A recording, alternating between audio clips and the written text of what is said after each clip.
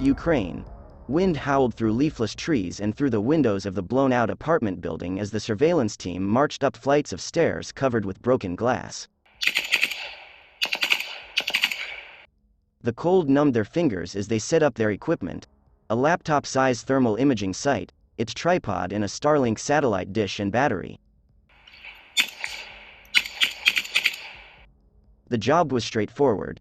The small team of several men, led by an American known as Wolf, would be Ukraine's eyes on their battle for Bakhmut that night, huddling in the Soviet-style apartment and staring at the white and black glow of infrared images as it tried to identify Russian positions. In front of them was a panoramic view of Bakhmut, a city in Ukraine's east, mostly without power and devastated by 6 months of concerted shelling. Russian artillery strikes in the distance sent white flashes into the sky under a blood-red moon. Rockets arced on the horizon. One of the team members powered on the thermal sight and it whirred to life. He turned to his colleague who was fiddling with the satellite dish, trying to connect to the internet. "Comms green?" he asked. What unfolded over the next half-dozen hours was a routine but essential part of the daily rhythm of the war, part drudgery and part urgent calculation as the team ascertained the coordinates for enemy positions, relaying them to the Ukrainian artillery battery miles away.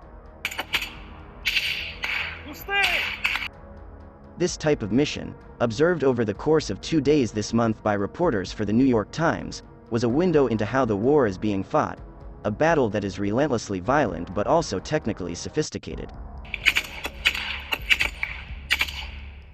At its core, the fighting for Bakhmut looks little different from a battle in the Eastern European steppes of World War II, armies committing troops, tanks and massive artillery barrages to capture ground.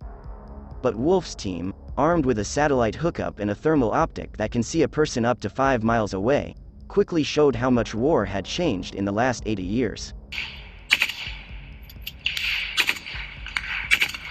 Driving in almost complete darkness behind a mud-stained van carrying the rest of his team, Wolf turned off his headlights as he reached the outskirts of Bakhmut. Before losing signal, he was informed by Ukrainian intelligence of at least one Russian Orlan-10 drone flying over the city. In the days past, he said, there had been many more of the lawn-mower-sounding crafts, but on this night, the low-hanging winter clouds were obstructing their visibility. Without the drones, he added, Russian troops would be unable to direct their own artillery fire.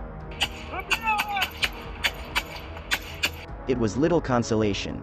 The distant chatter of machine gun and cannon fire and the dull thuds of explosions were reminders that the fighting was close. The team is part of Ukraine's Foreign Legion, a unit created at the start of the war that has supplied thousands of international volunteers to bolster Ukraine's ranks. Wolf, a 29-year-old former U.S. Marine, came to Ukraine because, as he put it, "I'm a good Christian and it was the right thing to do." The other members of his team include a Ukrainian, the translator, a Canadian, a Briton and an Australian. No English, Wolf stressed before they left the vehicles. Many of the remaining residents of Bakhmut were already suspicious of foreigners, especially those with rifles. The Times is referring to Wolf and the other soldiers by only their call signs to protect their identity.